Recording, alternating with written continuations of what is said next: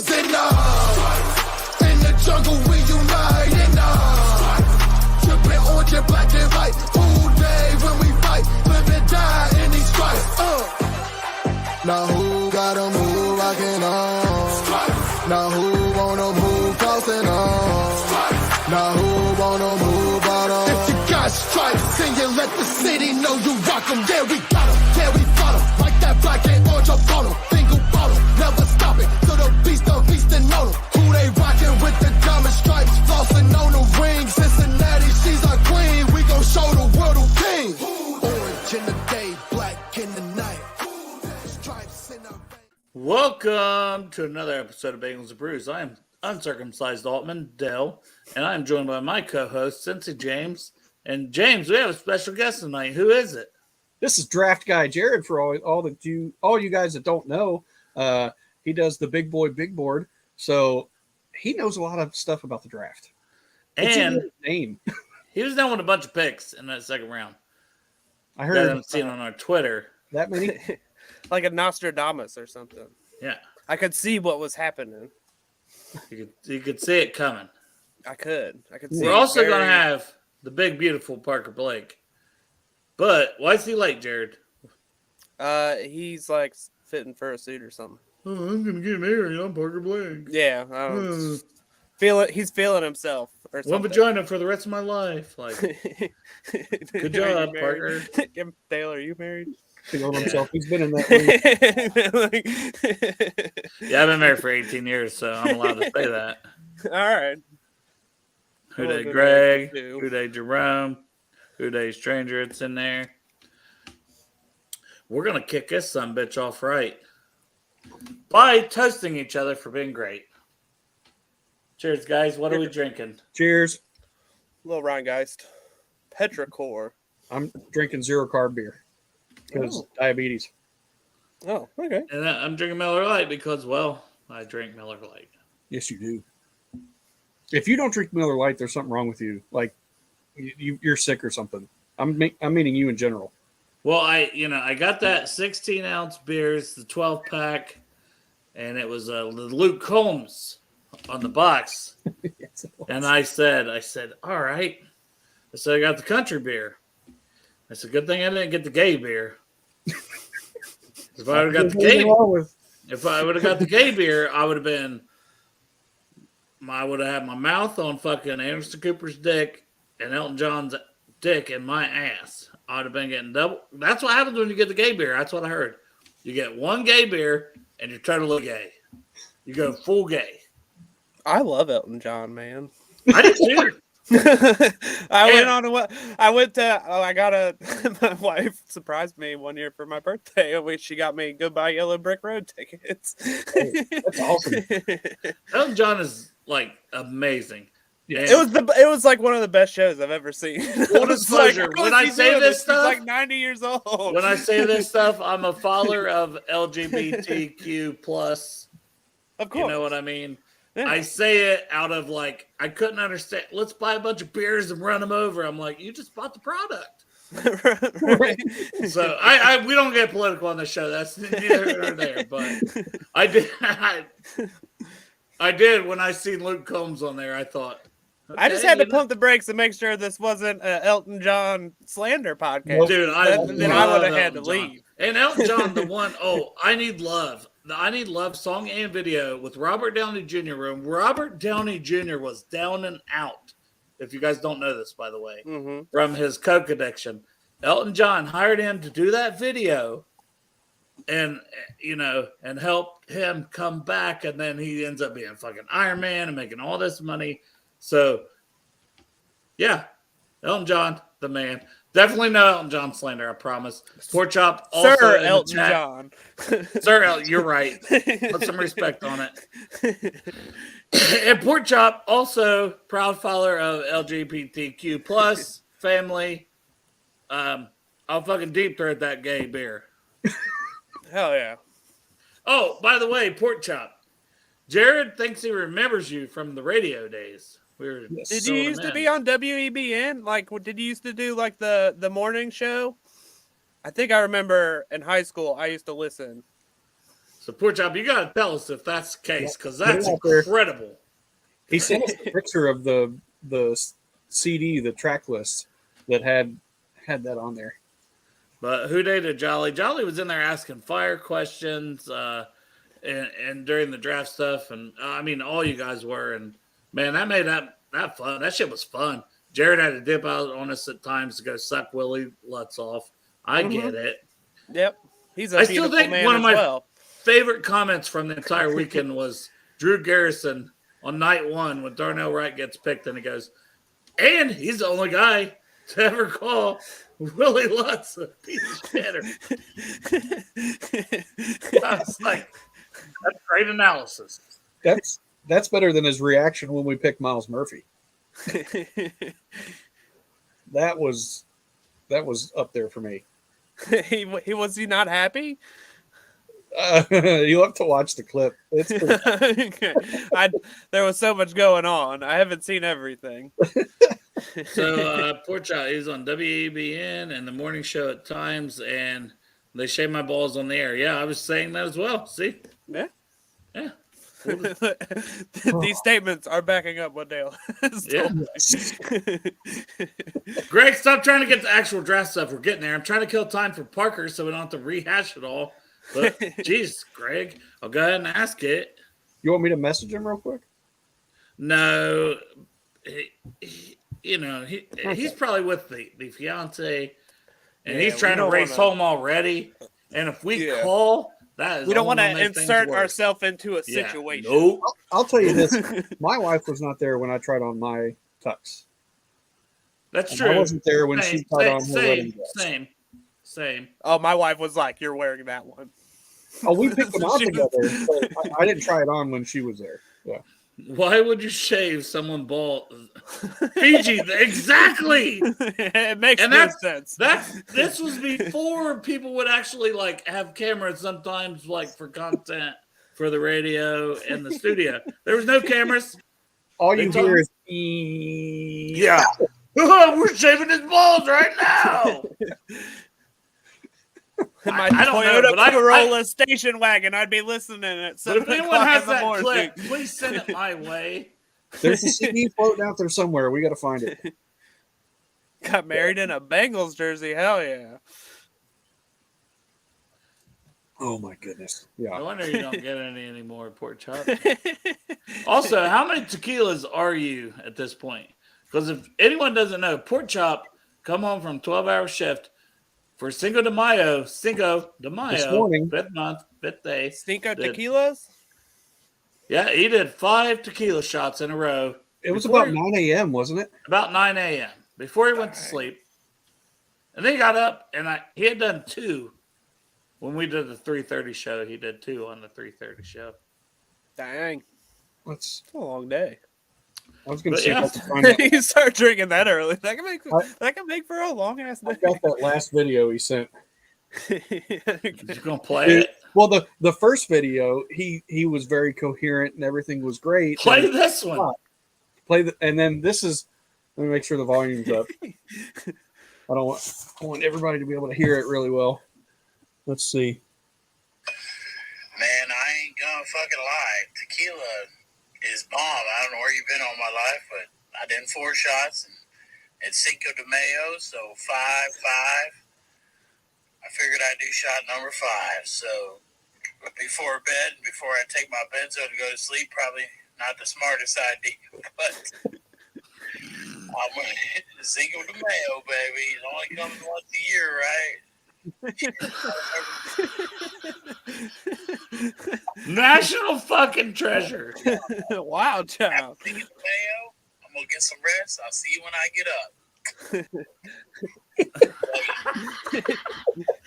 Damn, Poor Chop, I love you so much.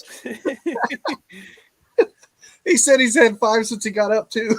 Uh-huh. He's had 10 shots of tequila since 9 a.m. Incredible. All right, well, we're going to start without Parker. We got to get into the draft because we got a lot we want to cover. Yep. So, Bengals, Miles Murphy, right off the rip. What kind of grade do you give it? Having a week to marinate on it. What do you see as role being year 1? And how cool is it to have Eminem on the team? I mean, it is pretty cool. I think he's going to be a rotational guy. He's just going to be a fresh body they get in there. I think they're going to change up early, late down stuff just to get him reps, just to get him the experience of being in the NFL. Let him use his tools, kind of get the feel for it. I think we can expect maybe 10, 15 snaps for the first 4 weeks, and then we may see an increase or decrease depending on, how things are going. But I think Murphy is definitely an instant contributor on the defense as a rotational player, and I think he's probably going to play special teams, more like field goal, punt unit, stuff like that. They're going to want to use that athleticism as much as they can. That makes sense, and I like the idea that he's going to be able to kick his ball a little bit too. Mm-hmm. So, yeah, he's definitely a big body and he can move so quick. Yes. His get off is probably his biggest weapon for somebody that big to get off the ball as fast as he does. I get told my get off is my not my biggest strength. I get off too fast. Good in football, but not in the bedroom. it's where it doesn't work. Yeah, but I think one of the fun things we might see are these NASCAR packages, because Lou has kind of a lot of pieces that he can kind of sprinkle out there with the different body types, and with from DJ Reader to Jeff Gunter, ADG, Mike Hilton. Like, he's going to do some pretty fun stuff on third down, and Miles Murphy is just another dude you can throw in there and get some really fun results with. That's why he's so damn happy after those first 3 rounds. Like, all right, now Travis is really trying to test you here. But... All right, hold on. I was going to say, here's the thing, Travis. I have 3. Jared and I both aren't prepared. Hold on, I have 3 off the top of my head. We're looking at Olu Fashanu, Olu Fashanu from Penn State. He's their left tackle. He was only 19 last year. He would have been OT1 had he come out, but he went back to school. I think he's going to graduate. I think he wants to do the whole senior circuit and stuff like that. So he went back to school for another year. He only gave up, I think, 2 pressures all of last year, which is crazy. Joe Notre Dame. Yep. Joe Alt. And I like this Altman. Like, he's not going to get to the Bengals, but Alt definitely first popped up like a shirtless Santori on stream. When I watched the Miles Murphy tape, I had heard about him before. Alt's going to be a really exciting prospect. I think both of those guys were probably looking top 15 potential. Maybe both of them go in the top 10 next year, because the position's been so depraved. It is so distracting. And they're elite left tackle prospects like Paris Johnson this year. Yeah, those would be the closest to him. Then I think there's hold on. Are CJ you going to Latham. say? Are you? Oh yeah, J.C. Latham. I got him at 4. J.C. Latham. Sorry, a little dyslexic. J.C. Latham. He's the right tackle for Alabama. Definitely the best right tackle. I think he would have been right behind Darnell Wright coming out last year if he had come out, in between Darnell Wright and DeJuan Jones for me. He's another first round tackle prospect. There's a tackle from Ole Miss. I don't know his name. Say the Kingsley. Say Kingsley's name. Oh, I don't know. Kingsley. You don't have Kingsley up that high? I don't look, man. Fight. I have. Well, first of all, you could if you fight me. Well, there is Kingsley Stua Maitai. Sounds right. Yeah. Sounds like I had a stroke trying to say the name. Yeah. No, I was gonna bring up Ruben Fothery the second, Zion Nelson, Cooper Beebe, Graham Norton, Jordan Morgan, Amarius Mims. I was going to bring up Micah Pettis, a right tackle from Ole Miss, 6'8", 370 pounds, right up my alley. He is a mammoth of a human being. He popped up in my film when I was watching last year. Will Campbell, LSU. I don't think he's eligible, though. He's on my list here. Michael Pettis, Patrick Paul from Houston. What grade is Michael? How old is Michael Pettis? Is he going to be a junior? Or he was a redshirt sophomore this last year. Okay, that's maybe why he's not showing up on my list yet. It's going to be the same with Patrick Paul, the left tackle from Houston, is another name to keep track of. He did really well against Tyree Wilson and Lonnie Phelps last year in the 2 games I watched to him. And then, hold on, there's another one. Giovanni El Hadi from Michigan. He only played a couple of games at left guard last year. I think he's going to be Michigan's left tackle this year because they have a transfer coming in for left guard, center, and right. And I think their right guard, Zach Zinner, will be a first-round pick. And then their right tackle, Trent Jones, that line, again, is going to be Joe Moore eligible. But I think their left tackle is going to be Giovanni El Hadi, and I think he's the best out of all 5 of them. If anyone thought the names were hard this year, wait till next year. There's Zach Zinter is the one I always struggle to say because it's I feel like it's such a ridiculous double Z name. Now, yeah, I have him as he'll be a guard in the NFL. Yeah. Zinter's gonna be. He has shown some really high level stuff on tape, and I'm really excited for this year when he has a bunch of. It's going to be like an NFL caliber starting line for Michigan. See, how do we get here on a 2023 draft recap? It's your fault, Travis. Travis, this is your fault. Yeah, way to go, Travis. We went all the way to next year when beyond Travis and me and Jared, no one gives a fuck. Who's this Kingsley guy you were saying? Yeah, he's up there he was even mocked to the Bengals in one of the early mocks. Who's he played for? It is spelled S. Well, this is all. I'd have to look it up. That's on my watch list, just me writing names down. I haven't watched these guys. So Suamatia. That's a lot of fucking A's. But he's up there in that conversation as a first-round guy. Okay. I've seen him in different mocks. I've seen him, on different top 50 lists. I mean, I may have even noticed him before. I just don't know who he plays for. Yeah, I'll look it up for you. But anyways, back to this year. So we did Miles Murphy. And then did you have a grade, Jared? For Miles What do Murphy. you want, a number or a letter? You ABC. want a out of 10 or a? I would go probably A- for me. I think he's a good scheme fit, plenty of upside, young. He's going to be here for 5 years. Just get as much out of that as you can, and I think it's a A- pick. This motherfucker misplayed right tackle if he was at BYU because Freeland was their left tackle. Okay, so he was at BYU. I may have seen him. I don't know. I don't 6'6", 315. Yeah. And after Freeland, I don't really trust these BYU guys. So, actually, the guy that played next to Freeland, Clark Barrington, he transferred to Arizona State or something. He's really good too. Cinco Santori. What's up, man? Do you have a grade for Miles Murphy? Thumbs up. All right, that's what we're doing. This is radio, man. For the podcast listeners, Santori gave a thumbs up. So second round, Juan Drago. What a He's name. got to go by Juan Drago at some point, Right? I even asked Dan Hort if he could make the call. Juan Drago and he was like, I got to fill him out on that. That's fair, Dan. It's fair.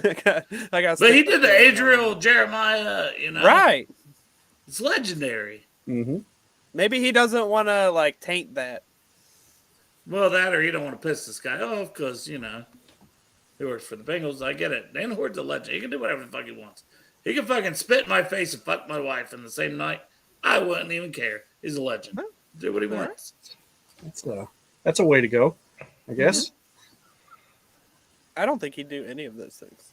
No, he's a gentleman. And I was about to say, I think he's a sweetheart. Generous. But your thoughts on Juan Drago / DJ Turner from Michigan? Yeah, super athlete. Put him back in the secondary with all those other freaks, man. This is going to be real fun to watch because the rest of the division, they've got some interesting weapons now, but I think the Bengals did a really smart thing, grabbing a bunch of DBs to fill the back end of that defense to cover everybody. And I think DJ Turner is just another exciting piece to throw back there. I agree with you. What do you think, Cinco Santori? You want to say some words this time, or double thumbs up for DJ Turner, Juan Drago? Okay, so I'm not going to talk to you, Santori. Jared.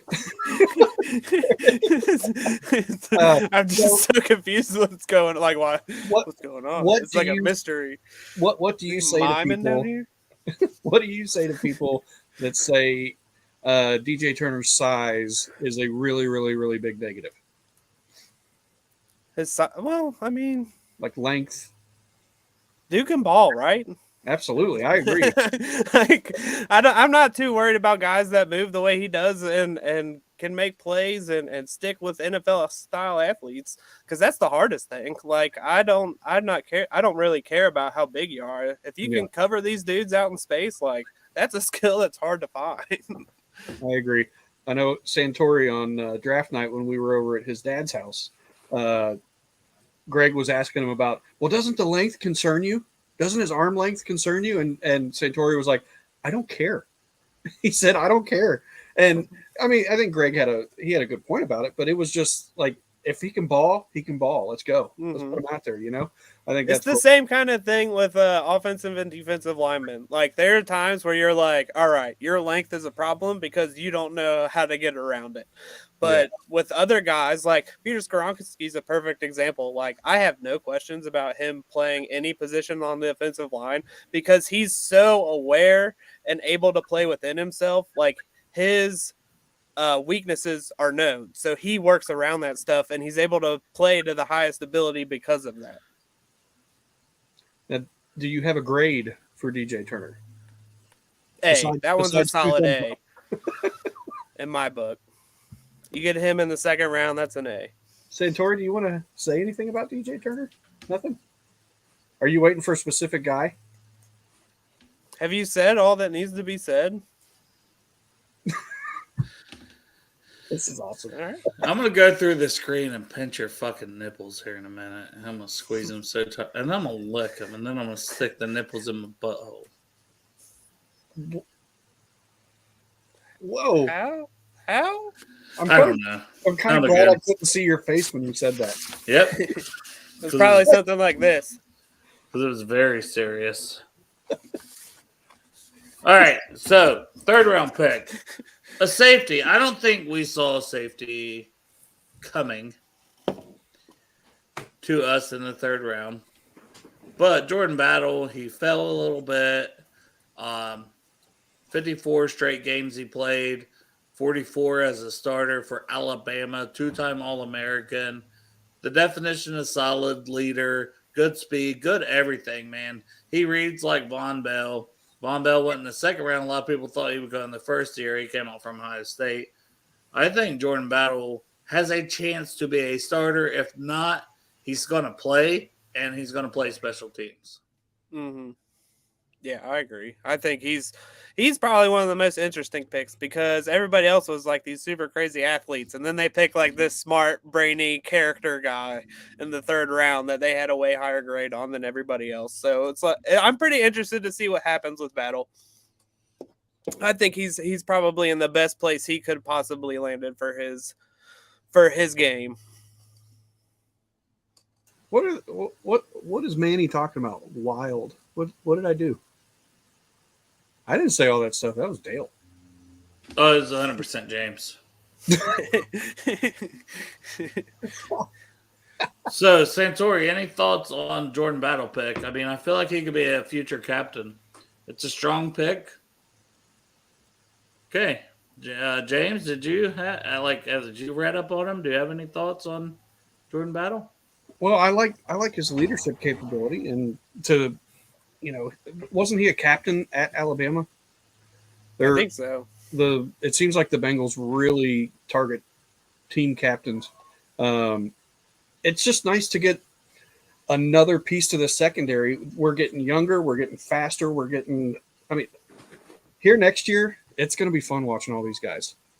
Put all these guys together, mix it up, throw them out there. I like that they're getting all these guys, all these young athletes together so young. Like, it's kind of cool that we're all gonna be able to see these guys grow together, especially over the course of this season. I think next season this secondary is gonna be.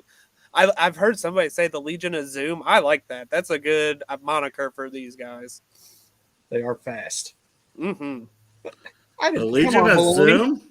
Yeah, I don't know where I heard that, but somebody else said it. It wasn't me. Okay, well, if they haven't claimed that, I think Houday Joe got his nuts snipped. If he's watching, Houday Joe, get on the Legion of Zoom t-shirts.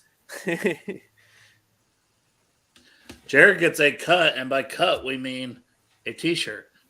Oh, I'll wear a t-shirt. I wear t-shirts all the time. Yeah. Oh yeah. So we moving on to the 4th round and Chuck Sizzle. Chuck Sizzle, my favorite pick of the whole draft. Okay, your favorite pick for me coming in, I was like, I had him around 4th to 5th round grade. I knew he could return, but I knew he was an older prospect. I didn't really see him in the picture for us. I didn't. And then when he gets picked and his name's Chuck Sizzle, I'm like, oh shit, this is meant to be. So, thoughts on Chucky Sizzle? So I first heard of Chuck when the first game of the year was Penn State versus Purdue at Purdue. It was a night game. I think it was a Friday night game. Maybe it was the Saturday night special game. But Chuck Sizzle put on a fucking clinic, man. That dude looked like he was uncoverable. And then throughout the season, you would pop up and see Purdue because they played pretty well this year. I mean, they ended up in the Big Ten championship game. And he was all over their highlights. And then you watch him play Michigan in the championship game, and you realize this dude is different. He is built different. He knows how to win. He knows how he puts it all on the line when he's on the field. He will give up his whole body to make a play. And like, he's fast. He has return ability. He's just a useful. I don't care about his 23. That just means he's going to be able to contribute faster in my mind, because I think he's more mature and he understands 23. He's like 25, 26. He's 24. 23. I thought he was 23 and a half. He'll be 25 in October. Yes. Oh, okay. I didn't know that. I still don't care. Yeah, okay. I think he's still going to come in and be a valuable piece. He's not going to be a starter, but in the 4th round, I'm not expecting a starter. I'm looking for a guy that can be a change-up on offense, a punt returning weapon, and somebody that can contribute on special teams. Well, I said he's got to be the most explosive return guy since Pac-Man we've had. Mm-hmm. Well, Brandon Wilson was. All right, Dan Horde. That's what Dan Horde said. But I'm talking Brandon overall. Wilson went to a Pro Bowl for it. But I'm talking overall that can do both. You know, Brandon Wilson was a kick returner. Pac-Man would do both. That's fair. And our guy Chuck Sizzle has a punt return touchdown and a kick return touchdown on his resume. So, and Travion might get first crack at kick return, but I think Chuck Sizzle should be back there getting some of those too. If he's not going to be getting snaps on the offense, give him all the return snaps. Why not? Why not? I like it. And he's really sure-handed too. Yeah. His hands are like glue, and he goes up and gets it, man. He doesn't care if he's about to get hit or he's up on the sideline. He will put his whole body over there to try and get the ball. So, Santori, any thoughts on Chuck Sizzle? Tell me if I'm wrong, Santori. Sure. You really like his route running. He shook his head. Come on, Santori. You got to participate here. My brother even messaged me and said, why is he on here with his shirt off and not talking? I said, David, I don't fucking know.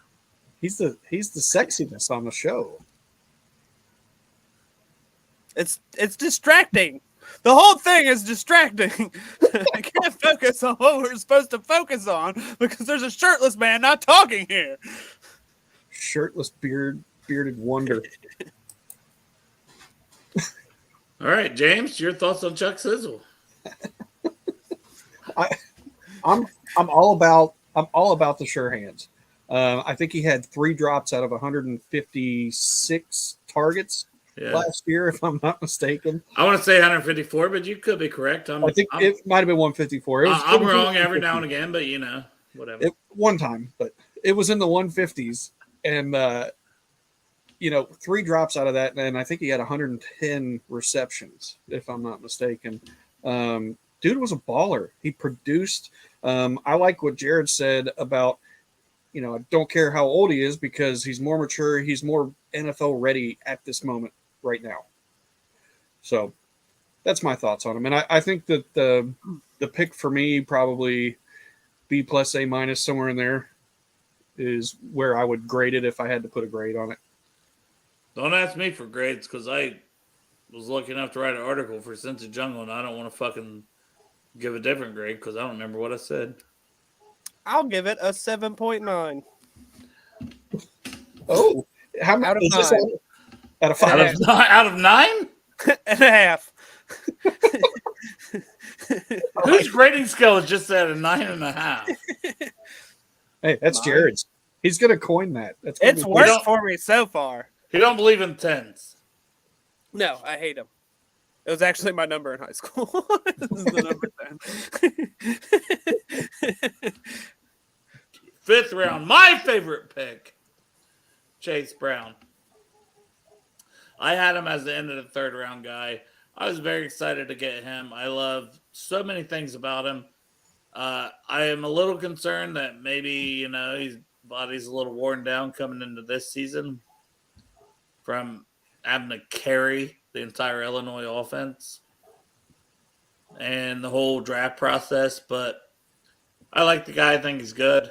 Jared, your thoughts on my guy, Chase Brown? First of all, I don't think he really had to carry Illinois' offense. Their offensive line was good as a unit. They weren't like the most crazy talented squad, but they were definitely an effective unit that worked well together. And Chase Brown was able to run behind those guys really effectively. So I think we should first give some props to Illinois' line. No, Second, absolutely not. Do you know how many tackles he broke? 86, well, 83? What was it? It was like he was behind Roshan, right, as the second best in the entire country. I thought it was. I mean, breaking tackles is not the same as like tackles for loss. Like, you can break tackles and still gain yards. But I mean, it's showing that he's able to do it. Like has to be one of the bigger criticisms on Mixon from last year, where he used to him breaking tackles. He was not breaking tackles last year. He was going on first contact a lot. Yeah, he had a couple good games. You want to go to the Panthers game? Yes, he broke some tackles. Mm-hmm. Can't fucking say he didn't. I'm not saying I'm just saying the line played well and gave him opportunities to break off big plays. And he did a lot of it himself because he's able to break tackles. So I think his speed is. It goes hand in hand. No. Yeah. That's all I was trying to get at. It's just an Illinois line hater, is what it is. No, not at all. How dare you? That's all undraftable guys. I just want to give my guy Chase Brown his credit because I think he could really pan out as a 5th round pick as a running back. I think. And I agree. I didn't expect him to even be there in the 5th round, and that he was there at the end of it is really surprising. Right. And all reports were the Bengals would have taken him in the 4th had it not been for Chuck Sizzle. Yeah, I think my thing is I'm a little more skeptical of that happening with the Bengals offensive line. Like, they're going to have a couple new starters and stuff up front, guys switching sides. It's not going to be pretty the first couple weeks of the season. And I think he got a better picture in Illinois of like easy running lanes and stuff like that than he will in the NFL behind the Bengals offensive line. That's not a very above average run unit. They're a very average to below average run unit. So I am a little more hesitant on the Chase Brown hype just because I think it's going to take some time for the unit in front of them to kind of get together. And the good thing about the tread on the tires, he was used a whole lot. I think he had 300 plus 330 carries or something. He's not coming in to be the guy. So it's in a split backfield. He's going to be able to not have to. He talked to Jay Morrison on Monday on our show, said he could see him competing with Mixon for that spot. I think Mike Sands said it best. He's going to be if the run game's not working, he's going to be the guy that they'll throw in there to try to get something to happen. And I think that's more of an exciting opportunity for him because he'll probably play some passing downs and stuff too, just to get him out in space. But I think also the change up, throwing him in on a gun run on 2nd and 4 or 5 every now and again, just to try and get something happening on offense. I think that's the more intriguing thing with Chase Brown because of his athleticism. Am I right in saying that he was a willing blocker?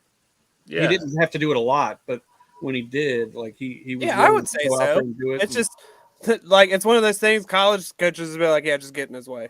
Yeah. Just make sure you're in front of him for more than half a second. Crip's comment. He said, "Come on, Jared. Dale only likes true athletes like Drew Sample." I said it earlier. I was playing, so I tried to put in the names because you can't download the full draft roster. And I'm like, I'll play a game of Madden, First play, just a 1 yard run to Mixon. And then it's like, nope, it's not even that. First game, first play. Drew Sample somehow made his way on the field. Got a fucking holding penalty. Why'd you go in 12 personnel? That's on you. No. I didn't do it again the rest of the game. We dominated, but it's bullshit. You running like wide zone or something? What are you doing, Dale? I don't know. What kind of play was it? Why are Drew you blaming Sample Drew made his way on Sample? the field. All I did was This get seems ready. like a coaching error. No, this is a sample error. It was a run up the middle. That's what it was. It was off to the right. Don't get it twisted. I had a healthy right. Jonah That's all I Williams. run. I had a healthy Jonah Williams at right tackle. I wanted to see what he could do. I had Irv Smith and Sample on the right side, and I only got a yard out of all that, and Sample was holding. I run 3 run plays in all of Madden. I run 13 personnel, formation, power to the right.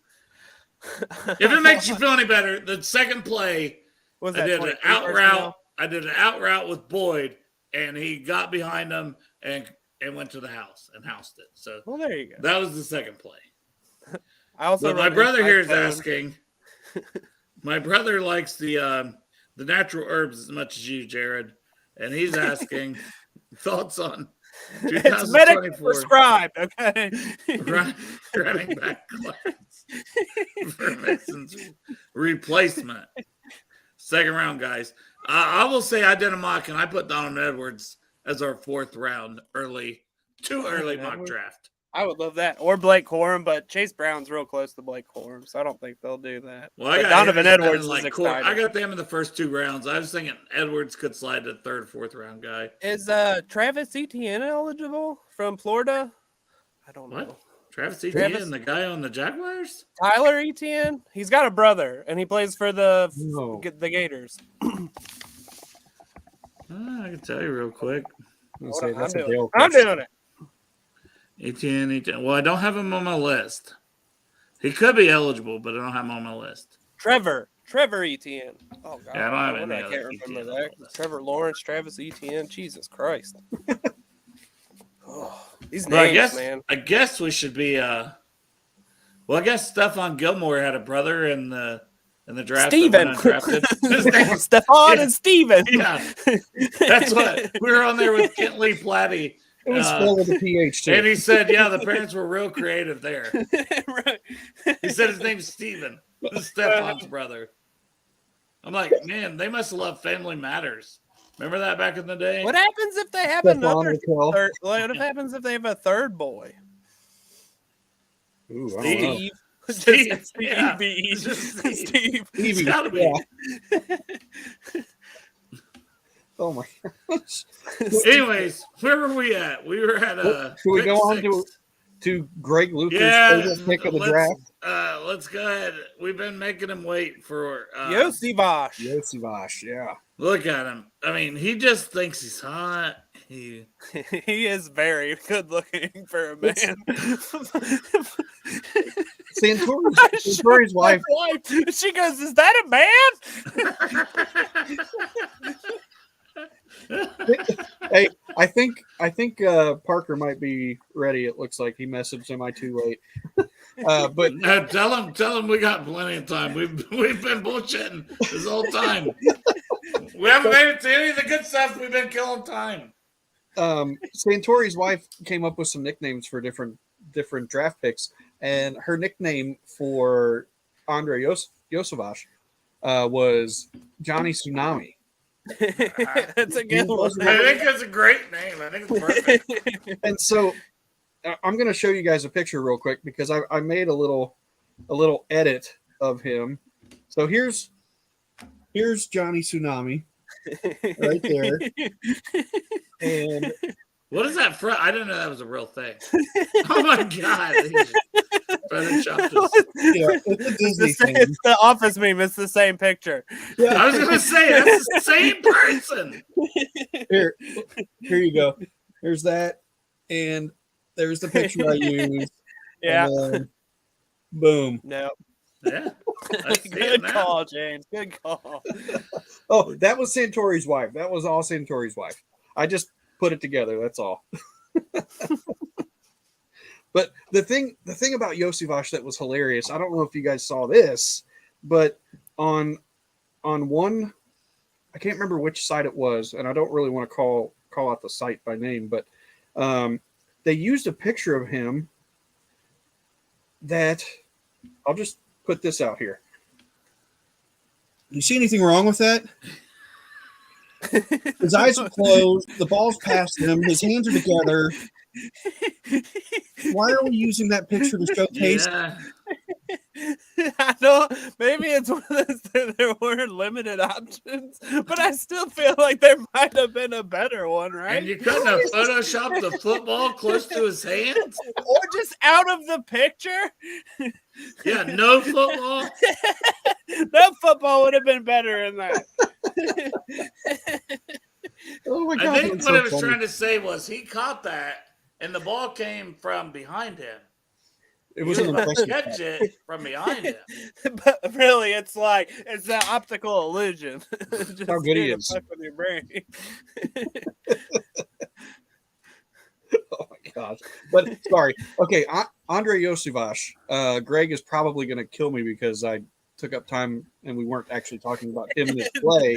Well, I just said Johnny Tsunami. He's going to be an excellent surfer. He's going to win the gold medal in Cincinnati. Let's keep it going.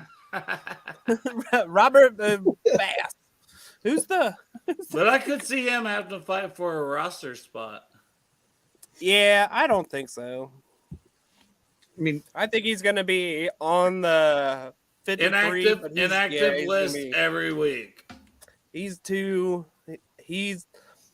ceiling is dangerous to let go out into the to the ether, I the agree. free Like, agent I think ether. that's the smartest thing to do is to keep him and just he's inactive.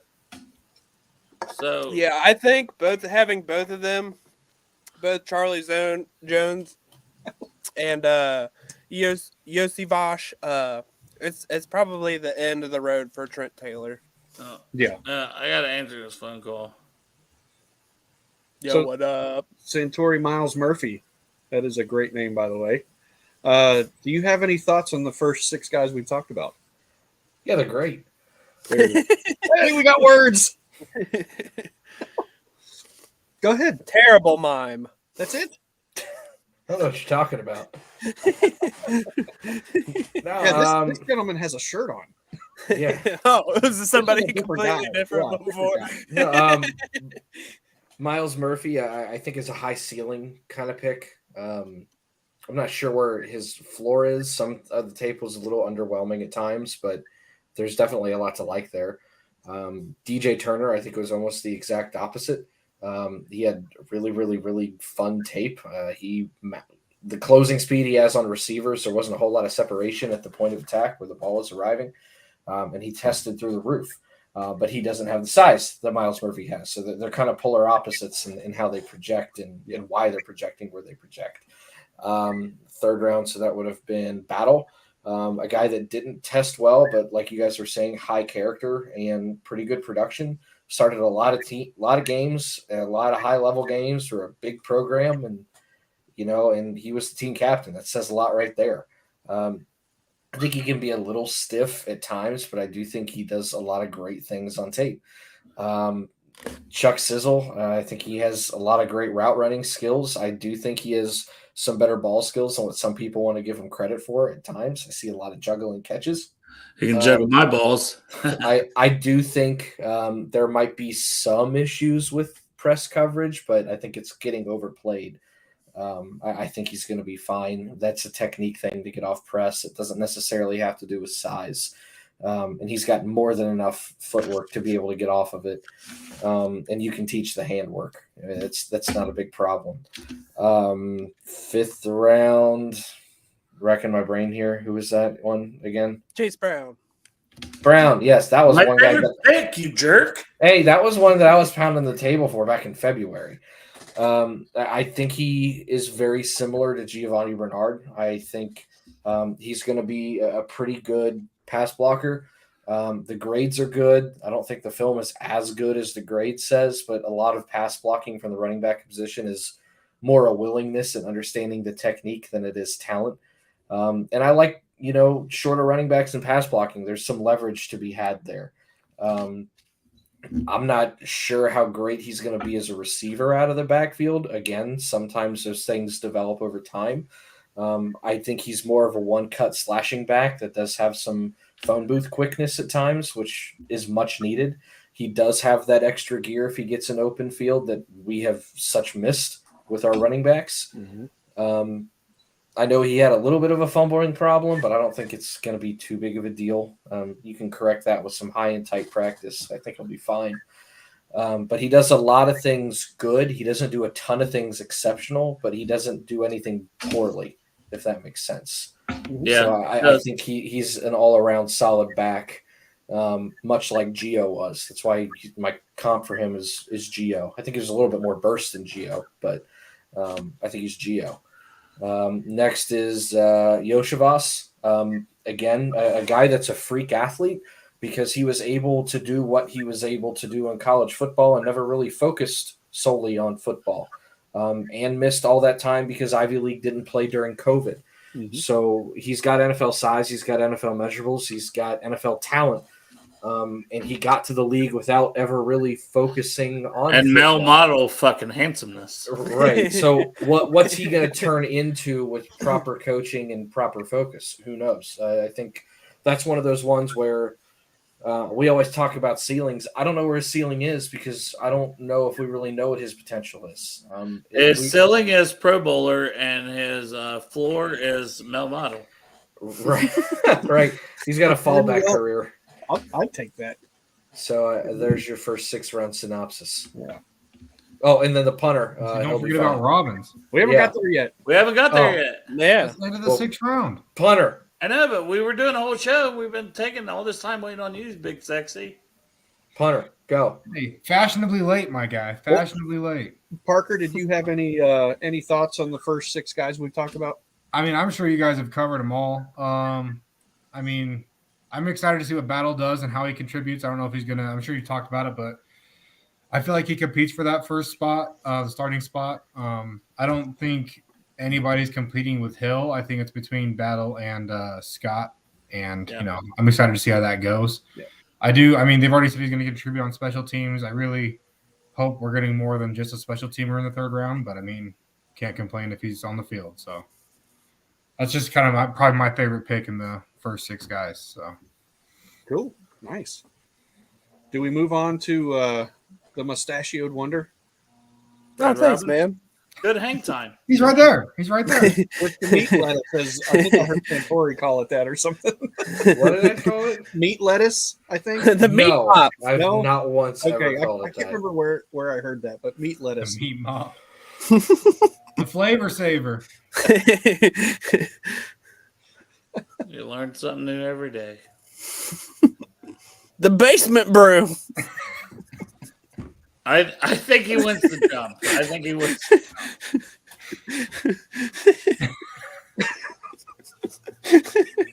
Don't make me take my shirt off again. Yeah, you missed that, Parker. Santori come on here, he had his shirt off, and he didn't speak for 20 minutes. No, I know. I was scrolling through, and I was like, "Wow! I mean, this guy really." The shirt It's a bold move, Cotton. Let's see if it pays off for him. I was like, I'm gonna go shirtless to see what Jared's reaction is, and immediately it broke him. And then I text James right away, and I was like, my goal is to not say a word. I'm very easily distracted. We're just gonna do it all shirtless next time. And then I got a customer complaint and I had to jump off, and I was like, oh, all right. I'll jump back on. We'll have to do a Tarps Off show. Well, let's have Parker start first with Brad Robbins. I mean, I love the punter pick. If you're going to upgrade the position, no better time to do it in the draft. You got a great mustache. You got a nice shiny head. Great hang time. I mean, you can have the conversation about drafting punters or not, but I mean, McPherson worked out pretty well. Nice shiny head. That's the biggest win right there. You got Ready. You can shave the beard. shiny head. Santori, Aerodynamic. get rid of all this, and then you have.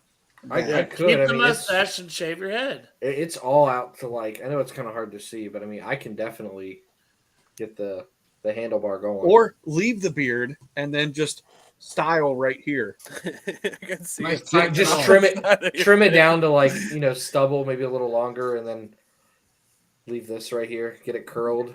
That'd be epic. I wish I had a good mustache. I want to play. I just got the Flanders, man. See, I'm very self-conscious about my mustache because it doesn't grow in the middle. Like there's nothing right here. Oh, no, dude. I got a whole lip broom. See, I wish I had the full coverage here. My snot gutter's bare. I ain't got nothing in the middle. That's nice though when you're sick and you sneeze and you don't get all sticky anymore. Oh no, you do, because it's just mine starts like up in the nostrils, so it just carries It just carries through. all the way down. We're chopped with the real hitting questions. Wax or not? Obviously. It's actually leftover mayonnaise that like kind of just gets caught, and I just From your you know what, coffee? we'll just BLT. no, not from the coffee. The Will Levis special. No, it's from my my Portillo sandwiches that I drove 2 hours for today. Did you get cake shake? I did, and there's another one in my freezer right now. I saved one. Jealous. Did you get your wife one? If she finds the other one, maybe. The other one's for her in the fridge. I didn't intend on getting any. I ordered like 3 or 4 slices of cake, and they brought out 3 or 4 cake shakes. And I was like, I actually wanted cake. And they're like, oh, we'll keep those, and we'll bring you the cake. And I was like, all right, I'm not gonna complain. Oh wow! I hope she ate it during your 20 minutes of silence. Oh, God. All right, go ahead, Dale. Get us back on the rails here. Back to the pun. I only can say DJ Ivy, whatever. He's going to have to battle to make a spot. Anybody have anything they want to fucking say about DJ Ivy? I tweeted out, I was like, who the hell is DJ Yeah. Ivy? When they, Bold swing there. Never. To I me, think On the he's, list, and he wasn't on it. to me, he's one of those guys that if like Sidney Jones gets hurt, or they have to have a practice squad guy, and like, or like a practice squad guy gets hurt, or like Alan George, has a season. yeah, they're definitely. and they need to stashing plug him. one more guy in to fill out that back end. It's him. Yeah, he's the stash guy. He's the guy who moved from the practice squad. We already In have. We got case the of stash guy emergency. at the end of the 6th, Jared. What? We got the stash guy at the end of the 6th. It's true. Fred That is Robbins. true. I hate drafting specialists. Stash. I get it. All right. So, something that Ha the people that were here on time, Jared, James, myself, the other 2 degenerates weren't here, but I'll fill you in. We wanted to go through the AFC North to start with. And those drafts and maybe grade them or however we want to do it and see how they did. So, first up, the fucking shitty Ravens. First round pick, Zay Flowers, wide receiver, Boston College.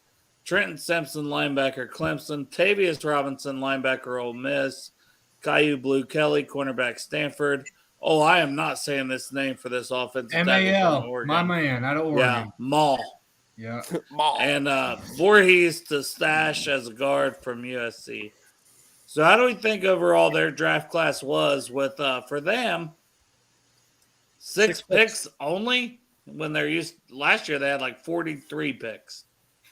And they And they had a first, and then 3rd, 4th, 5th, 6th, 7th. No second rounder. Santori, you want to go first? Yeah, it's hot fucking garbage for that team. Their best pick was their last one, who's a hurt lineman. Here's the deal: Zay Flowers. I like Zay Flowers. It's not a knock on the individual players. It's how does the player fit the system, or how does what you're building help you win your division? Because that's the first thing we talk about team building is how do I win my division. Once that's squared away, it's how do I win my conference. Once that's squared away, it's how do I win a Super Bowl. So let's talk about what they've done to win their division. They added a very talented wide receiver in an offense that has no clue how to pass the ball. I understand they brought in Todd Monken. Let's see if that works. Who knows? Lamar's had a couple different coordinators. None of them have really kind of figured that piece of his out yet. Okay, so You have a piece that might not even help. Now you draft 2 linebackers. Okay, that's kind of the running back of the defense in today's league. Either they better be freaking studs and be able to cover downfield, or it's kind of a pick. I know that they're getting rid of Patrick Queen, so they're going to need to rebuild that room. But at the same time, those linebackers aren't going to help stop the other teams in your division right now. They're not going to stop Jamar Chase. They're not going to stop T. Higgins. They're not going to stop Tyler Boyd. Linebackers aren't going to help stop whatever Cleveland's attempting to build. Pittsburgh's got a formidable receiving core at this point. It doesn't stop that. This is a passing league. So rounds 1 through 3 for me are already just shit. And you only had 6 picks. I mean, 4, 5, and 6, the back end of your draft is supposed to be depth or filling out your roster, and one of them's hurt. And quite frankly, the guy that's hurt probably would have been a top pick. Hey, Fry Baloney said you're tripping. Don't get me wrong. I had Simpson as one of my top 45 players. Love him. Freak athlete. But guess what? We've seen freak athlete linebackers come into this league. Some of them haven't worked. Nobody's really figured that position out yet for the freak athletes. If they have, Isaiah Simmons' 5th-year option wouldn't have been declined this week. Devin Bush. Like we've seen it. That position does not translate well. And you spent half of your draft on a position that doesn't translate well and quite frankly doesn't help as much win ball games as the other positions do. Then you wait till the 4th round to take a corner. That's the position of need that shuts down teams right now. You either throw the ball and win or stop the ball and win. I know I started there a little bit, but you either pass the ball or stop the passing game. And, you kind of have to do both in this league. They did nothing in this draft to stop the passing game, which is the reason they've been getting their ass kicked the last year and a half. I know you're trying to build around Lamar, so maybe the Zay Flower pick works. But at the same time, we don't even know what the offense is going to look like. They've not really invested a ton in receiver over the past, so maybe that works out for them. But they couldn't make Rashad Bateman work, and he was talented through the roof. They're going to need Beckham to be like old Beckham. Okay, and he's coming off 2.5. That's what I'm saying. Like that's a lot to ask for. That's what I'm saying. For their best case scenario is that E balls out, and that opens things up for Zay Flowers and everyone else. I'm not saying the guys they took aren't talented. It just doesn't necessarily fit the puzzle. The draft isn't to be able to compete now. It's to be able to compete 2 and 3 years from now if you do it properly. There's some draft now, but the teams that draft now either have a glaring need or are already competing and they can add that one piece to set them over the top. Baltimore's neither. They're very much a purgatory team right now. They're good. They're competitive. Don't get me wrong. They can kick some people's ass. But the things that they did that they need to be able to fortify this roster don't necessarily fit the puzzle that they needed to build. It doesn't make sense on paper. I think everything he said is fair. I do like Zay Flowers. He's my wide receiver too, so I think they got good value with him. But Jared, and then we'll go down to Parker. What are your thoughts? I'm just going to argue that I know a team in the AFC North that has drafted freaky athletic linebackers on day 2 and has been very successful plugging them in and may have to pay. They just paid one and may have to pay another one here soon with the Cincinnati Bengals. So maybe not the worst idea. I actually think the Ravens are kind of following a Bengals model. They drafted a receiver in the 1st round to help their young star quarterback. They're filling out their defense with young athletic players. And I think they're going to keep trying with Todd Monken to establish the run and have a way more explosive offense with the weapons they have. So I think the Ravens did a lot to kind of improve some areas that they thought were weak. And especially, I do like the Andrew Voorhees pick. They also picked up Tayshaun Manning from UK as a UDFA, and he was one of my guys in the draft. I think he's a fantastic interior offensive lineman. So they really fortified some areas that I thought they were struggling in. So I'm not going to hate on the pick. And Caillou Blue Kelly, a lot of people had him as a day 2 pick, and they got him on day 3. So, I think the Ravens are making out a little bit better than people are giving them credit for. It's not our normal Ravens draft, though, where they just gutted us with Oh no, I think that's the part where we're like, well, they didn't steal all of our picks, so how good can it actually be? they've been known to do that year after year. Parker, your thoughts on the Ravens draft? Yeah, no, I think the double dip at linebacker was interesting. Well, that Tavius Robinson's like 6'6", so I don't know how much he's like supposed to He's be more of an like. edge, I think. Yeah, but he needs to put on a lot of weight to play edge in their system because he's a like lean guy. 250, 260, yeah, and that's the reason he fell as far as he did because he's shown flashes that he can do a lot, but he's kind of Mike McDonald likes outlier. Those thinner, like more athletic, bendy edges. Though they got Owe, they got Ojabo, and now they add what's his face to the whole mix like that. That sounds like Tavius a good Robinson. edge rotation. Yeah, Tavius Robinson. I don't know. I would have liked to see them attack their defensive back room a little bit more aggressively. I think they did a good job at shoring up their interior O line. I mean, Mal. I mean, he can play interior. Tell me about this guy because, like I said, I don't know his name. I didn't have him on my board.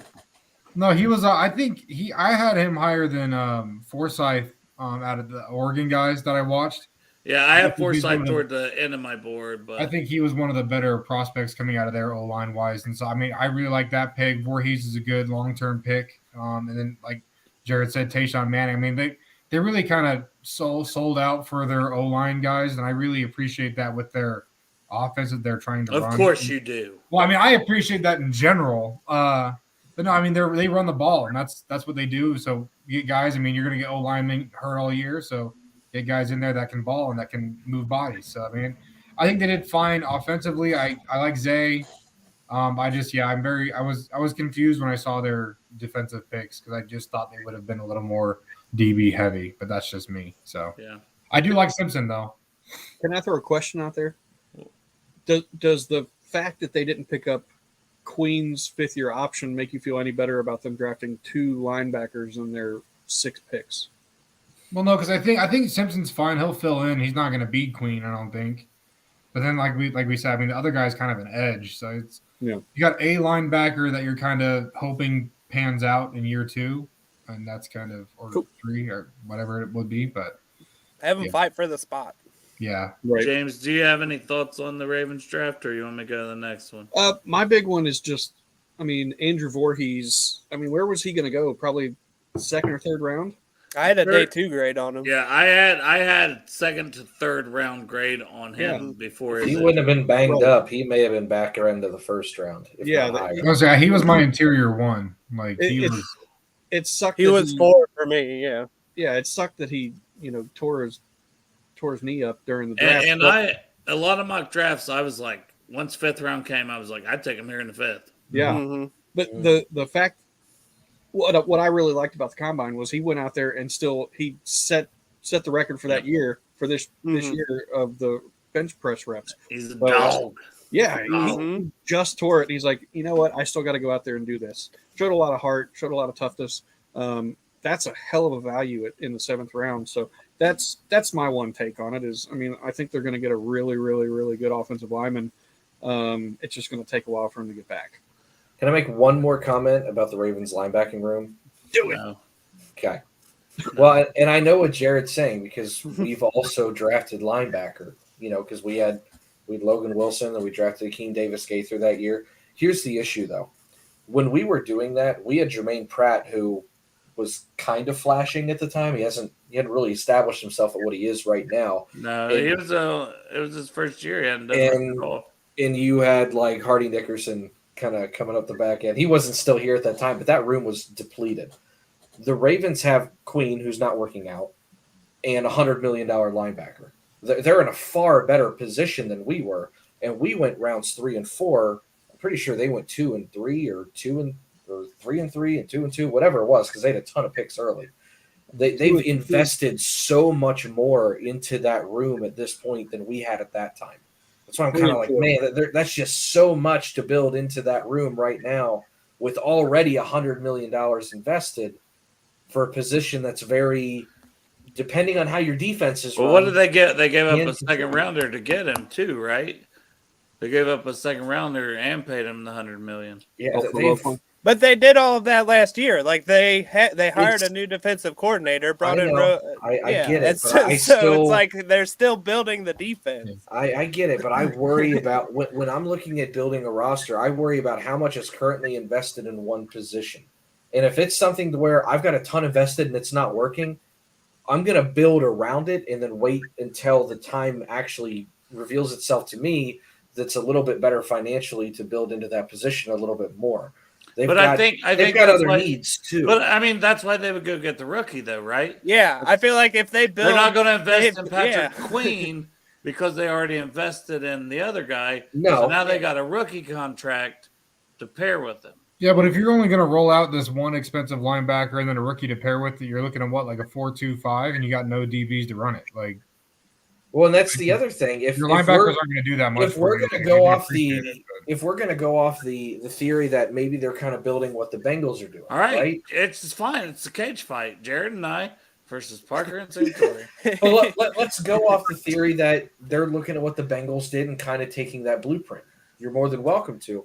How often, once we get to passing downs, are both linebackers out there? They're not. I mean, they bring in more DBs. I mean, we run 5, 6 they switch DB out Pratt packages for all the time. ADG and then leave Logan in there. They're still using 2 linebackers most of the time. Well, they did that because Trey Flowers wasn't fucking working out anymore. And God knows what position we want to label him at. Corner, safety, hybrid freak. I don't even know. I mean, he is an anomaly. He's an enigma of a position. I don't know. Linebacker is one of those positions to me, like running back, to where I really don't like investing a whole lot in it. And they're putting a ton of resources into that position right now. Well, because, like I said, they didn't have a second-round pick because they used that second-round pick, correct? Am I wrong on that? The second-round pick went to the Bears? I think you're correct. Yeah, they didn't have one, so. But it went to the Bears for that guy, and then they paid him $100 million. And then they, on top of that, they went third round to try to – I mean, they're trying to find some stability there in the middle of there. Mm-hmm. I understand that, but I would much rather find stability where you've just lost Calais Campbell, or where. Well, they drafted Travis Jones last year. Yeah, like, I think they had some in-house options. Yeah. Yeah, and we've got like 7 options in those interior spots now. I really don't know what they've got. I'll be honest, if I'm ignorant and they've got 3 and 4 guys ready to come up, so be it. But I don't think they do. Yeah, always a little inconsistent. Justin Houston I don't think he's back, is he? I'm not sure. I mean, they've got a lot of holes and question marks in that interior, basically the whole line in general. The box has questions. They've loaded up on linebacker now, so we'll say that room's filled out and that's fine. But, Jared, I'm sure you know this as much as anybody. Parker, you'll say it too. If your defensive line fucking sucks, your linebackers aren't eating worth a damn. Those linebackers rely on the line so much. And right now, their line just doesn't have a whole lot, in my opinion. I just think that they could have really fortified and built for a different position. And that's why, like I said, the players that they got aren't necessarily my quarrel with them. It's where they drafted. I think this is just a difference, like in what they saw as value and what you saw as value. And you know what? That's why they're in the office and I'm not. So did we mention Ojabo as a player for them? No, we did not. So Ojabo, who was injured, but that was a good value pick for them. And like you said, Travis Jones, I know a lot of people were high on him. Mm-hmm. They still have Matabike, right? Yeah, Matabike, Michael Pierce, Broderick Washington, Owe, Brent Urban, Travis Jones, Rashad Nichols, Ojabe, and then like Malik Harrison, Patrick Queen, Roquan Smith, Trenton Simpson, Tyus Bowser, Tavius Robinson. They were signing Rock Ya-Sin at corner. But that's what I mean. Like, I'm not scared of that defense. No. Like for the Bengals offense. Well, that's what I'm saying. Like they have no DBs, and to get out of the division, you got to have defensive backfield, and you can load up the box. I'm really surprised they're building to stop their own offense. They're not building to compete in the AFC North. It kind of doesn't make sense. They're kind of built to stop the Steelers if Kenny Pickett doesn't get any better, and that's about it. And they If Kenny expect the Pickett Browns to keep running the declines ball. from here, they'll beat the Steelers every time. It's But let's get into the Browns because we spent way too much time on the fucking Ravens. You want me to read the? I also really wanted to go out of my way to shit on the Ravens, and Jared tried to stop me. Hey, it's okay. It's okay. We hate all these teams equally, but it's gonna be hard to shit on the next two, in my opinion. Believe me, I got it. Let's go. Dale, do you want me to read them off, or you want to read them off? I can read them. So this team didn't have a pick till the third freaking round. That's the hardest part for me. Automatically enough. The Browns pick 74. They get one of my top 50, like easily top 50. He was more top 40, top 35. Cedric Tillman at wide receiver from Tennessee. Great outside receiver. One of the rare outside receivers in this class. That's why you saw Jonathan Mingo go so high. I banged the drum for both those guys. Then they got that big sumbitch, Siaki Aka from Baylor. That's not the big one, though. That's not the big boy they got. Oh, they got plenty of big boys, but they got some girth. But they got him at 98. So they got a nice nose tackle with some potential, and then they got that fucking big ass fucking man meat, DeJuan Jones from Ohio State in the 4th round, pick 111, and then they come back and they get one of my other favorite players as a defensive end, which I knew we weren't going to take him once we drafted Murphy. But I loved Isaiah McGuire from Missouri. I think, Jared, you did too. Yeah, I was a big fan. I was kind of upset that they got him. So when I seen that one, I was like, damn, that hurts. Then I was surprised they went with Dorian Thompson-Robinson as a backup quarterback. But that was almost like, hey, fuck you, Cincinnati. We know you like him. Well, they also lost Jacoby Brissett to the Commanders. Yeah, they needed a good backup, and they think he's going to be it. And then Cameron Mitchell was a guy I said was a dark horse of a corner that I really liked. And then Luke Whippler was by far the best player on the board for like 2 rounds before he went in the 6th. The center from Ohio State that's only 21 years old. So for the minimal picks they have and not starting until the 3rd round, I thought the Browns absolutely fucking killed it. I hate to say that, but they fucking absolutely crushed it with their draft, my opinion. Well, you got to look at it from we can start with you, Parker, because we got some man meat here. Then we'll go to Santori, Jared, back up to James. So tell us about all that fucking sexy ass man meat they got. It's in Ohio. It's just not. So close. It was so close. No, and it's funny because just from a prospect perspective, they did a really good job, and just picking quality players at good value. Sure is. Smoke them if you got them. And then you look at what they're trying to build there, and they got Ika, and their interior D line was garbage, and so getting the I think he's a quality. Are you player. wearing a Lil Sebastian shirt? I am. Yes. I met Lil Sebastian. That was the first thing I noticed when I got on here. At the Pawnee Harvest Festival. Listen, unlike all of you, I don't pay attention to what other people are wearing. Lil Sebastian. I missed you in the saddest fashion. Clip it. I don't know that I That's could everywhere. fucking That's love when you Jared went from. anymore. And every time he comes on here, I end up loving him a little more. Quite fucking spectacular. I always wear a cool shirt. I think for the draft show, I wore a Fear the Frog shirt as a TCU shirt that I got this past year. Oh, it wasn't a Patrick Mahomes shirt? No. Oh, Kermit.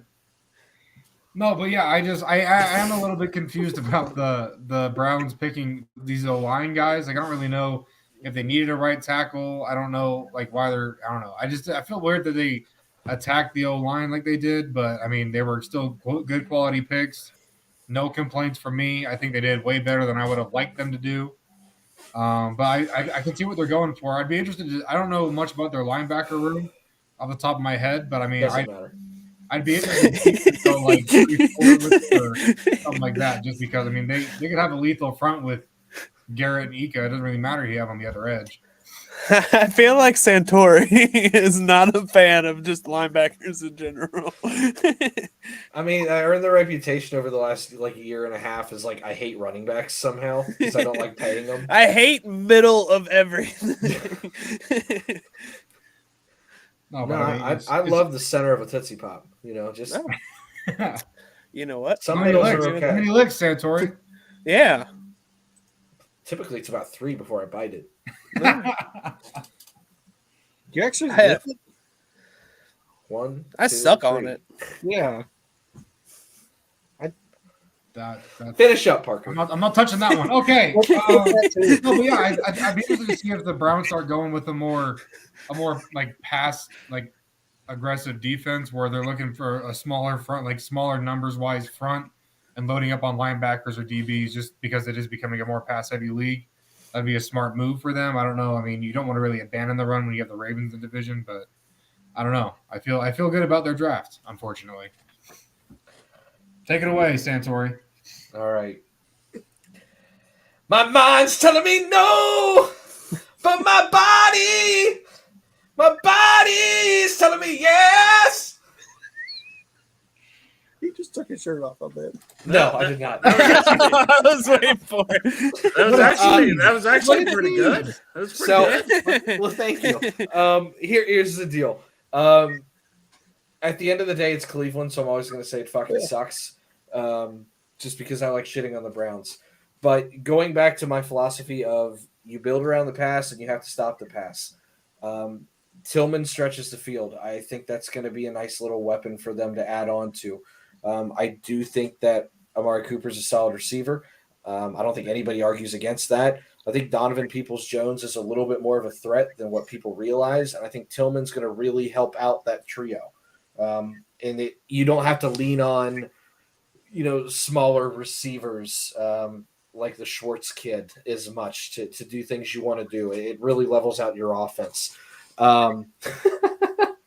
So I do like that pick. DeJuan Jones, it's scary because we have no idea what's going on with his weight. You see some of the reports at the Senior Bowl, which make it sound like he's lazy. You never really know how much of that stuff's true. But if you want to go off tape value versus where he was picked, holy shit, is that a great value. And I really don't care what they have going on the offensive line. You possibly picked up an elite right tackle of the future. You take that whenever you can. Ceiling, man. Right. And stuck him with a Hall of Fame coach. Right. Like that's an unbelievably dangerous pairing. McGuire, like I said, you want to pair up pass rushers, and God knows if they're going to be able to keep afford paying Myles Garrett with the amount of money that they've dumped into some of these other positions.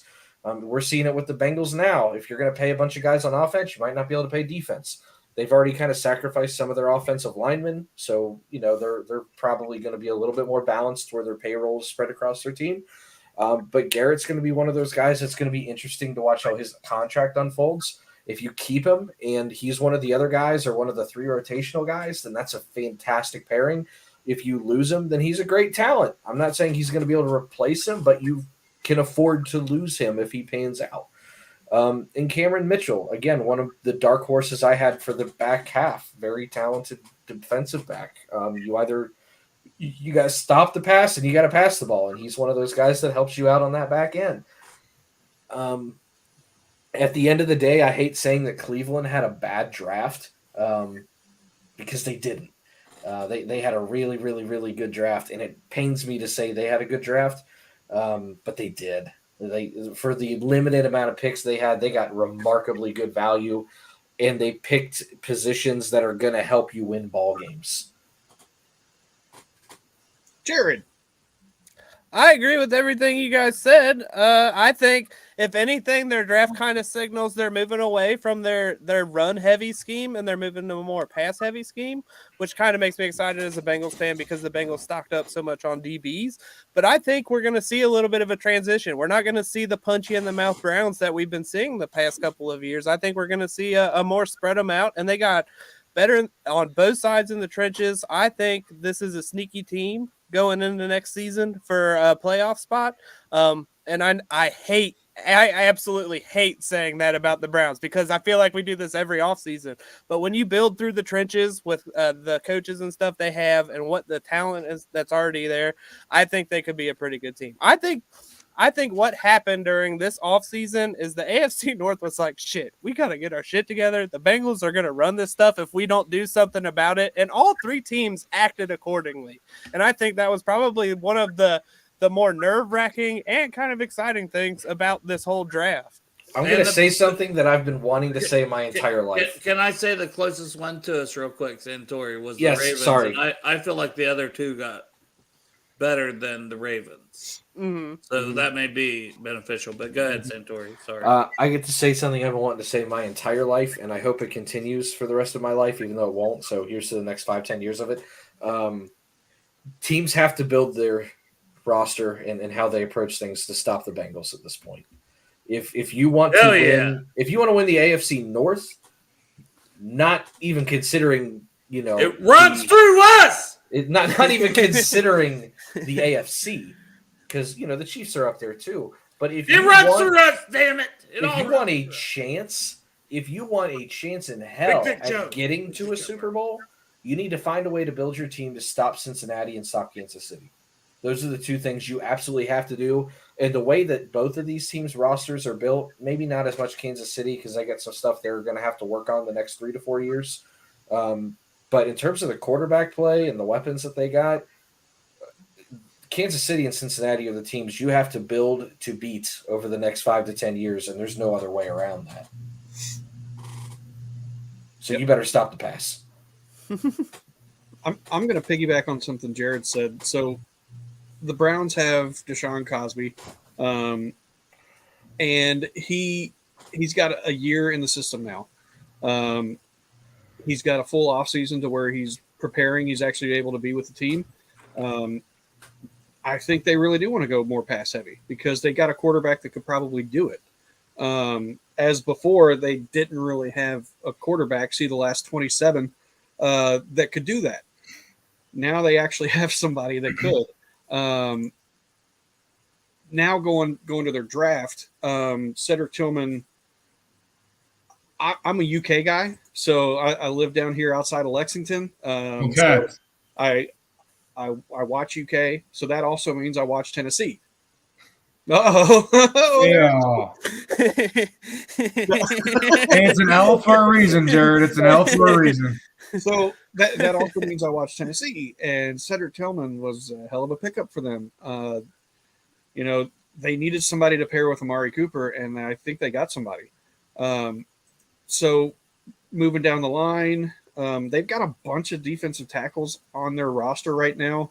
Not a whole bunch of names. I mean, Perrion Winfrey's one, but I kind of like the Siaki Ika.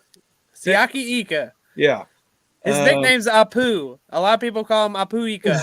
Oh, shoot. Okay. Apu Ika. Dude, he's from just like an hour north of me, man. I grew up with that kid. So moving on, DeJuan Jones. I mean, the value's there in the 4th round. Nobody can argue that. And big booty bitches, big. If he can get down to, there's been rumors that he was 393. Woo!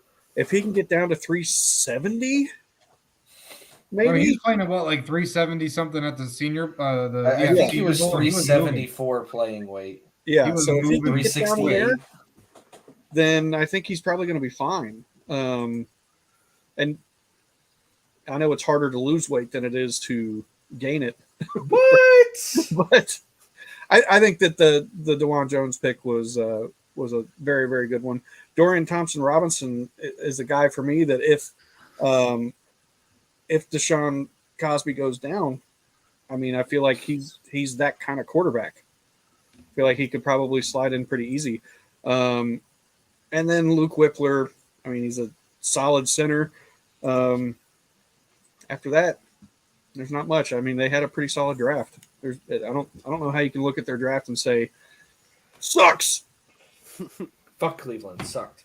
Well, you can see what they're going for. That's the big thing for me is I think like they have a clear purpose in what they were trying to do with their draft, and that's the scary part is because like you can tell they have a plan. They had a path and they stuck to it. Yeah, and they got some damn good players doing it. James, you want to read out the Steelers, and then we'll roll it. Absolutely. We'll roll it to Jared first this time. Woo! Yep, I got you. All right. So in the first round, the Squealers took Broderick Jones, offensive tackle out of Georgia. Second Horrible round, pick. they took a he who shall not be named for the first part, junior, out of Penn State, the cornerback. Keanu Benton, Wisconsin, defensive tackle. Darnell Washington, Georgia. Tight end Nick Herbig, Wisconsin linebacker. Corey Trice, Purdue, in the 7th round. They went from the 4th round to the 7th round with their picks. Corey Trice, Purdue, cornerback, and Spencer Anderson, the guard out of Maryland. Jared, your turn. Yeah, their draft represents one of the best value drafts on my entire big board. Getting 2 top tier players in Broderick Jones and Darnell Washington. And then Keanu Benton wasn't far behind them. So getting all 3 of those guys, just improving the trenches. Darnell Washington in the offense. I know a lot of people kind of make fun of the Steelers offense because it's definitely hard to watch and it doesn't make a whole lot of sense.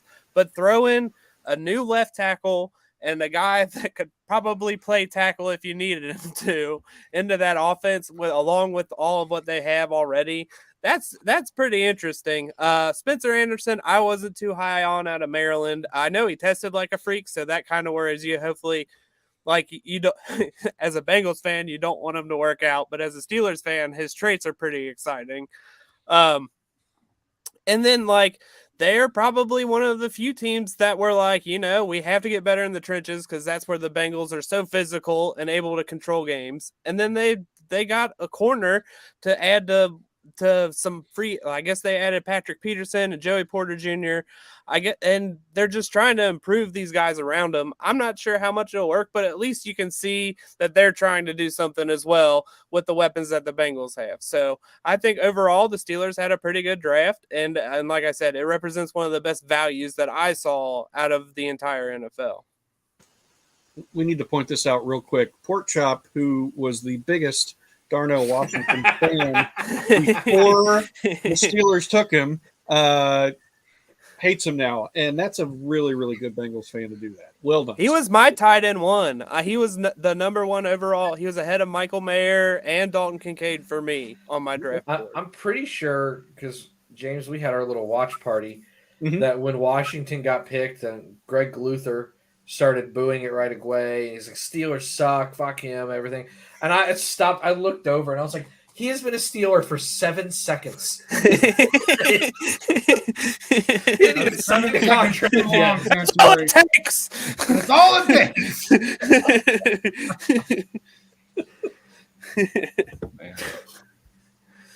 Are you good, Jared, or you want to move on to I don't want to talk more about it. It just makes me mad. All right, go ahead. Oh, all right. I'm 99% sure that I had a mock draft for the Bengals that went exactly what the Steelers picked, with the exception of Darnell Washington in the 4th. Every single player that they drafted at one point or another, I had mocked to the Bengals. So they took a lot of guys that I thought very highly of. Except that Penn State guy. Yeah, right? I wanted nothing to do with him. So for the Chuck sake, Sizzle cooked him. Well, yeah. Tori, didn't you say that you were going to act like he didn't even exist on the team if we drafted him? Yeah. So for the sake of pure facetiousness and to be a dick, I'll run through what I think of their draft. Broderick Jones is too muscular, so he's going to suck. Keanu Benton, I mean, there's only one Keanu. It's Keanu Reeves. I don't know what you're fucking trying to pull, so screw you. Joey Porter Jr., your dad's an asshole, so you probably are too. I don't like you. Darnell Washington, you can't run routes, man. You're just a giant fucking tree. So have fun being the second tight end and tight end 2 sets. Outside of that, yeah, I guess they killed it. Just left Corey Trice. Corey Trice is fine. That was a fantastic review. I thought you were going to say Joey Porter Jr. Name's already taken. Sorry. What about Nick? What about Nick Airbag? I don't really know Oh, enough I about love him. Nick Herbig. I was so mad. I'm pretty sure his brother already plays for the Steelers. I think they already. I think they signed him this year. Yeah, I think you're They right. I think that's those another legacy set of picks, brothers. I think they've had like the They're all Watt about that. brothers. Like they've had a lot of sets of brothers. The one thing I do want to talk about though, and I called him out on Twitter and it went absolutely nowhere, so I'm a little bitter about it. So I'll do it here because it's a slightly larger platform. And yes, there was a Point Break reference in there. I think it was Ryan Clark said that Joey Porter was a great leader of men, and I was like, I can pretty clearly remember him jumping Levi Jones in a casino. So I'm not sure how much of a leader of men you are when you're doing that and running onto the field when you're not supposed to be. He's leading men onto the field. Santos. Yeah, he's leading by example. Leading by example. Yeah, so if that's the example Joey Porter Jr. had his whole life, he's going to be kind of a dick to deal with. That's all. I was like, I don't know how you can say he's a leader of men when his arrest record says otherwise, but whatever. No, Shots fired. I think they had a great draft for the team that they are, because they have Nick Herbig, who's kind of one of those linebacker edge types that doesn't really have a place in either position, just like TJ Watt. Yeah, TJ Watt. Like he's the same mold. That was the first thing I said when they drafted him, by the way. Yeah, I'm like, it's the same He's guy. like a miniature one. Yeah, so like Small. I saw that pick go off and I was like, well, damn. And Broderick Jones, I mean, he was my OT1. No, I think OT2 because Paris Johnson still exists in the world. But yeah, I don't know. I think they did a great job for the team that they have and what they're trying to build towards. So that's all I really want to say on that. I have too many Steelers fans that have been in my ear since the draft. So I will say, sorry, Dale. Go ahead. I've been cutting you off on your show your entire time. You're good. Go ahead. I do think the Steelers have a definite plan with what they want to do. They're bolstering the line. We know they like to run with Najee Harris, and they brought in Darnell Washington. I think you're going to see a lot of 12 personnel sets, and they'll mix in 11 as needed. Proud of you, man. Saw that. Cool. Like, I wonder if I should put that one. Santori talks about pooping all the time. So the fact he put it up while you interrupted me and we're talking. It's pretty, Spot on. Yeah. But I think you're going to see a lot of 12 personnel sets. I think you're going to see a lot of play action rolling the pocket. They're going to look very much like a modern version of like a 2005 style offense, just sans the fullback. Maybe go back to like 2009, 2011 era Patriots back when they had their two tight end set with Hernandez and Gronk. Not that we like talking about Hernandez, but it is the point of reference. I think that's kind of what they're going to try and replicate. Everyone's just going to be farting and Mexican food. A lot going on, man. A lot going on. But yeah, so I'll break down the best I can. I thought they absolutely nailed it. I was very high on the Browns draft, very high on the Steelers draft. I think the Steelers may have the best draft in the entire thing. I have to go back through all of them. But Broderick Jones moving up, knowing the Jets, that's who they wanted. And that's all Belichick. That was all Belichick. He got robbed, and he knew it. See that Belichick he knew he got robbed. A 4D Belichick he was like, chess I'll move. take less because I know they're going to take Broderick Jones. That's good for me. He's like, I don't care. I want to fuck the Jets. All the value I need. The level of pettiness is elite. For being such an old man, like he is still so petty, and I love him for it. To be quite honest, exactly. Like I don't necessarily love the guy, but when I see that level of petty, with all the success he's had, I'm like, that's what makes him who he is. Oh, man. I hope he finished that call. He hung up, and everybody's like, "So," and he's like, "They worked." He said, "Talk to my dog." Remember that year they were when it was the COVID? Yeah, it was just the dog sitting by the computer. It wasn't even Bill Belichick. He's like, "Here's my dog." And it said Bill Belichick under it. He's just popping in house to house. They have all the cameras set up, and that fucking like Husky's just sitting at the desk. Yeah. I want to be a Belichick head ain't coach in the nobody. NFL just so My I can give off favorite Bill was Belichick Vrabel's- energy. That's what I want from myself in life. My favorite was Vrabel's kid on the job. Oh yeah. Well, the whole thing that was going on at Vrabel's, there was Yeah. like a lot going on there. Well, they had like Vrabel's son had a friend over who dressed as Frozone, like just standing in the corner. There was somebody in the bathroom that you could see through the mirror. Yeah, he's like pooping. It's probably me. That's what I'm talking about. Victoria, that was your chance. That was your chance. That's how they. But should- anyways, that's how they back should to do it every this draft class. Yes.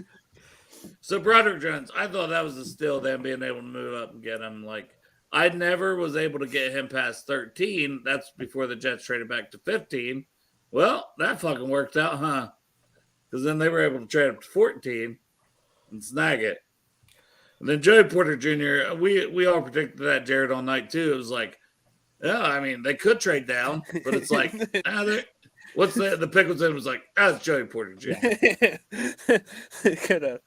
Yeah. Yeah, we should have just done that 33rd or we whatever. should have just done on Thursday. Yeah, I don't know why they We waited. all for know that it's going to happen here.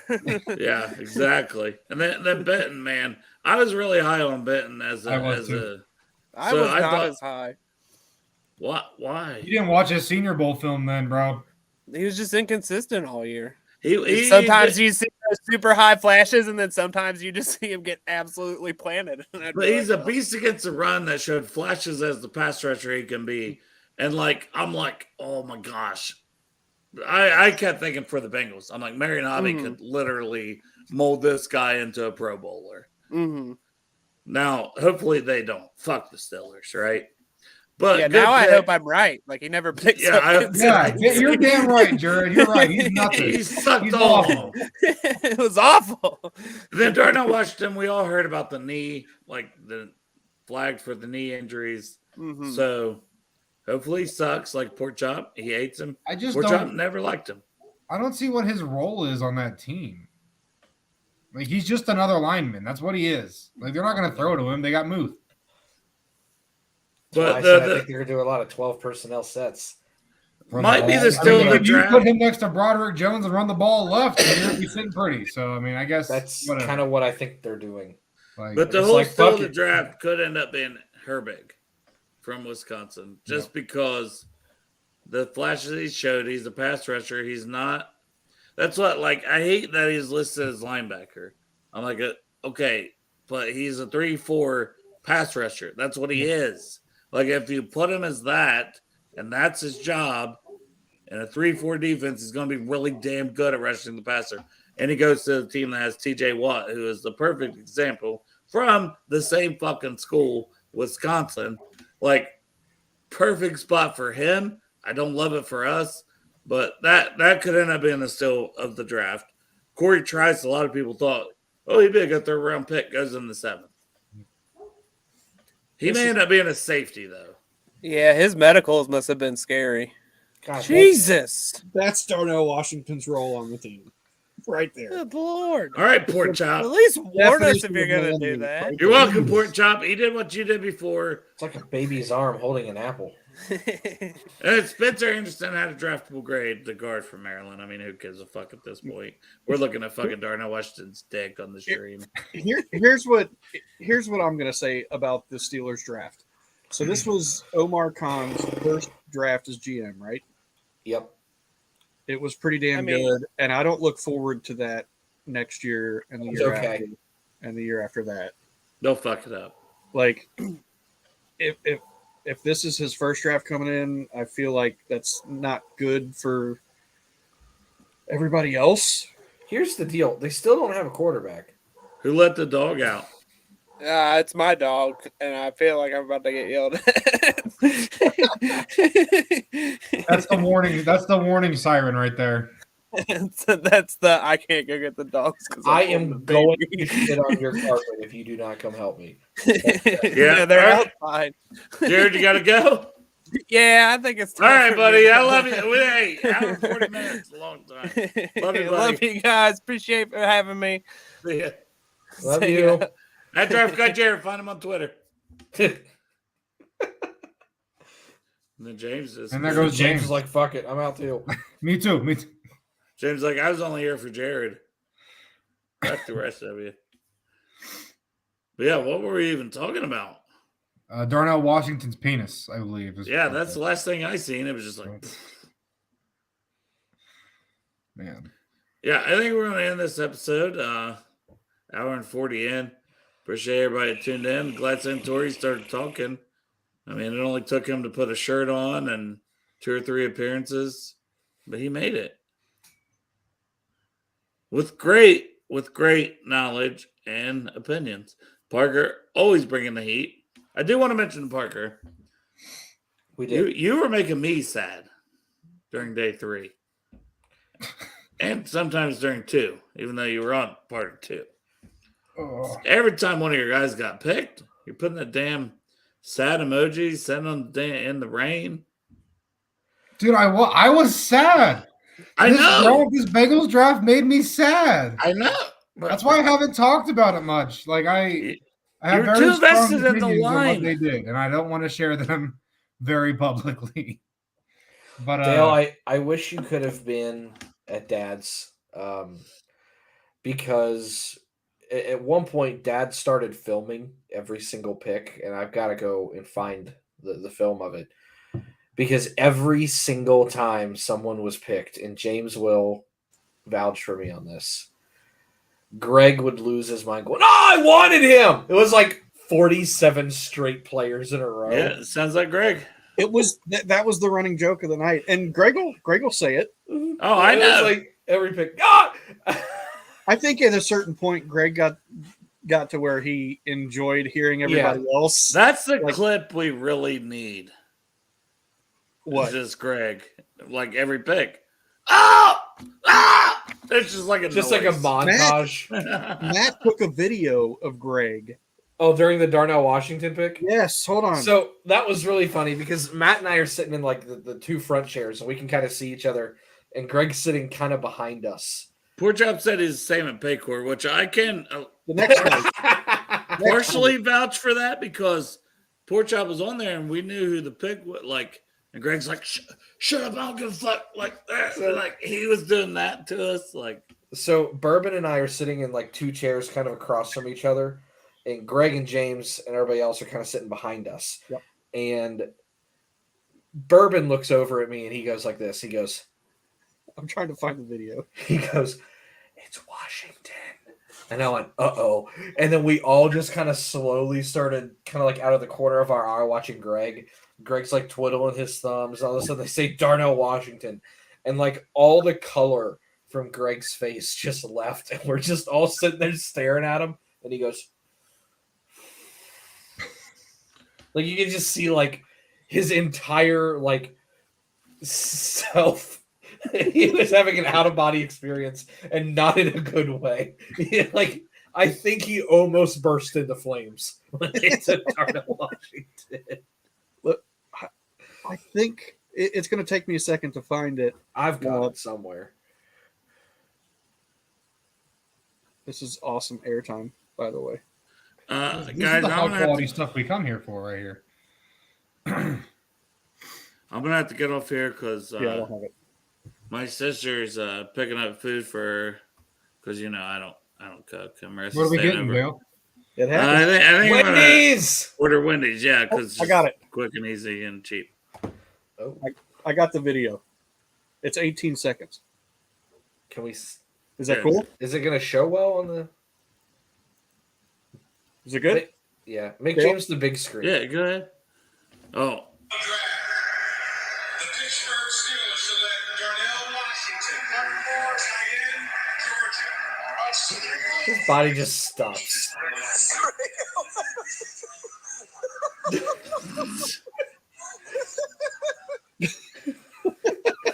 Like his hand went down. but there's so much leading up to that. That's the context you don't get. Also, the other thing that was annoying the hell out of me during our little watch party, I think Bourbon did this almost every single pick. Well, Adibore is gonna go here. AA is gonna go here. AA is gonna.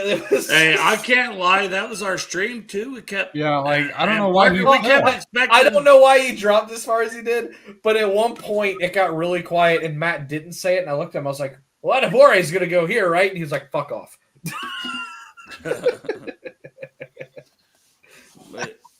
But yeah, I gotta go up and talk to the girls. If any of you guys want to get on just hangout stream later, I know Parker, you gotta go please your wife. I'm sure. I don't please her. I mean, I'll be with her though, probably. Okay, that's fair. It's a group effort. I'm not Darnell here. We're not. Well, we all seen that. None of us are. No. We couldn't combine and be that. No. Combine. Oh, Still no, not. thanks. All right, man. I ain't gonna play the music. Just find Parker Blake, subscribe to his Go shit. Power Rangers. Rally around the natty. Check them out. Love y'all. Who day? Hooray!